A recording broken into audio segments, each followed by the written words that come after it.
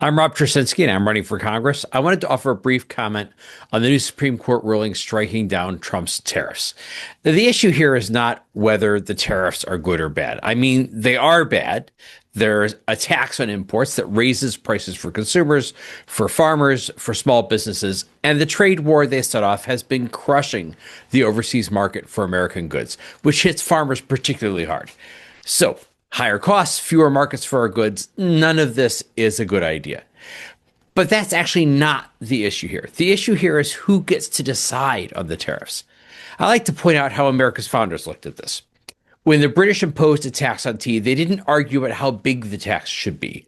They argued about whether the British Parliament had the right to impose that tax without asking the permission of our own legislatures here in America. Who gets to decide matters. It really does, very substantially. The founders knew if the parliament could impose any taxes they wanted. They don't know the local conditions. They don't know who this will help or hurt. And they don't have to know any of that because they don't answer to us. We didn't elect the British Parliament. So taxes are being imposed on Americans by people who didn't answer to American voters. And something similar applies to the question today, which is whether the president can just impose tariffs whenever he wants, or whether, as our founders insisted 250 years ago, he has to go through the legislature. He has to go through Congress.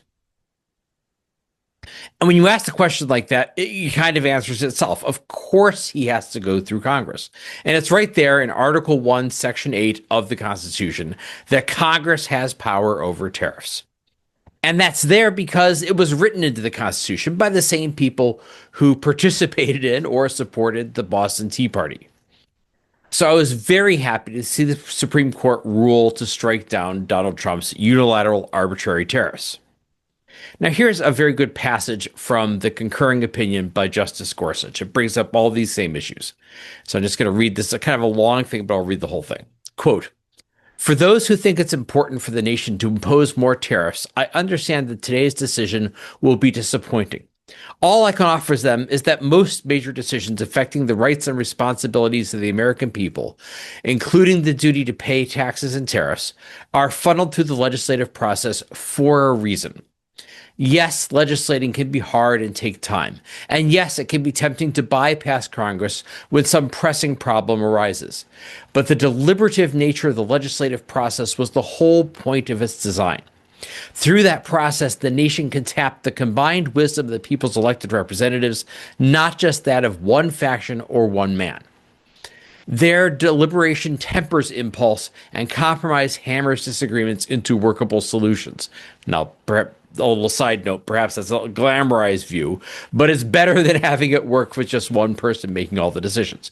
Now, to continue with Gorsuch, quote, "And because laws must earn such broad support to survive the legislative process, they tend to endure, allowing ordinary people to plan their lives in ways they cannot when the rules shift from day to day. In all, the legislative process helps ensure each of us has a stake in the laws that govern us and in the nation's future. For some today, the weight of those virtues is apparent. For others, it may not seem so obvious, but if history is any guide, the tables will turn and the day will come when those who are disappointed by today's result will appreciate the legislative process for the bulwark of liberty it is." End quote. So that's the whole passage from Gorsuch. Now, notice here, Gorsuch is one of the conservative justices on the court, and this argument is kind of pitched to his fellow conservatives. Basically, he's telling them to look forward to the day, which might not be so long from now, when all the power they want to give to the president is being exercised by President Gavin Newsom or President Alexandria Ocasio-Cortez. Insert your favorite bogeyman here. I mean, Bernie's too old now, or I'd use him.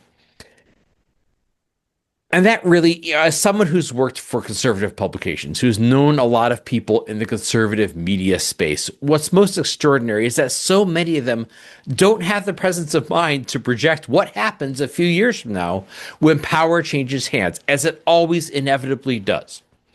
Now, I'm the guy out here running as a Democrat, and somehow I'm doing more to protect these people from total retribution after the next presidential election. I'm doing more to protect them than they are doing to help themselves. It's just a vast mental failure. It's like a collapse of the ability or willingness to think ahead and look at the consequences of their actions. Now that leads us out to the wider context. This Gorsuch quote is great, but what is not great is that it needed to be said at all. I mean, here we are, 250 years after this country's founding, and we have to be reminded of why we have a legislature. Now, there's also the fact that this was not a 9-0 decision. The legal and constitutional issues are so clear cut, this should have been a 9-0 decision, or better yet, it should not have been decided at all. There was a perfectly good federal court ruling striking down Trump's tariffs, and the Supreme Court could have decided this ruling was good enough and said, no, we're not going to hear an appeal on this. We're going to let that earlier ruling stand. Instead, we got a 6-3 ruling.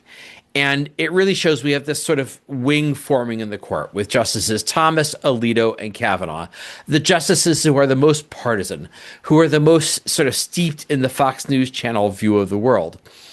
And because the issues in this case are so clear, it's really a good test of whether, these three justices will rule in favor of this president, no matter how weak or non-existent the argument. And the answer is that yes, they will. All right, and there's another wider context. We have to understand how we got here on tariffs and on many other issues. Congress used to write long tariff bills where they hammered out all the details themselves and didn't give the president any real discretion. The last time they did this was in 1930 with the Smoot-Hawley tariffs. And the tariffs were named after Smoot and Hawley, the two guys in Congress, one in the House, one in the Senate, who were the main sponsors of the bill. But those tariffs were huge and their impact was devastating. They helped set off the Great Depression. Like I said above, tariffs are a bad idea. So Congress responded to this disaster by saying, in effect, we will never trust ourselves with the tariff power again. And starting in 1934, they began writing legislation that gave the president all sorts of power to negotiate tariffs. But they did this mostly thinking that the president would be more pro-free trade than the Congress was. And because of this, we see Trump responding to the Supreme Court ruling by finding another law that grants the president a somewhat vague and expansive emergency power. And he's claiming he can reimpose 10% tariffs across the board under that law, or maybe 15% tariffs. And of course, he went from 10 to 15. He had to change his mind within the first 24 hours because you know how businesses love that kind of uncertainty. Now, it looks like the president has no more basis to impose tariffs under this new law than he did under the old one. So this is just pure defiance of the Supreme Court. He's going to make them drag him back into court again to stop the new tariffs, even though it's very clear from this decision that the new tariffs are not valid either. But this also reveals a bigger problem. Over the years, Congress has sloughed off a lot of its power to the executive, and not just on trade. There's a whole bunch of emergency powers we've given to the president that are very broad and vague. They presume the president will invoke these powers in good faith and in consultation with Congress, and not do it just because he's mad he didn't get his way. But really, it was never a good idea to give the president that much power and just hope he wouldn't use it as an all-purpose escape hatch from the Constitution, which is exactly how Donald Trump is using it. So if elected, one of my key things is I would propose a law removing all emergency powers from the president. And if this leads to any legitimate problems, something that a power he needs to have, a flexibility he needs to have, we can add that back in later, but with very specific criteria and limitations. Or maybe Congress could just get off its stuff and pass actual legislation to deal with these problems instead of expecting the president to do it for them. And so we wouldn't be at the mercy of whatever the president decides at any moment is an emergency. And we could avoid a lot of our current chaos. The courts can only fix some of this, as they tried to do with this ruling, but we shouldn't wait for them. We shouldn't rely on them. The United States Congress has to fix the rest. And that very simply is my agenda and why I'm running. Instead of having one guy making all the decisions and changing his mind twice a day, we need to restore the power of Congress. We need to bring reasonable debate and certainty and sanity to how our government is run. And that's what I'm asking you to vote for.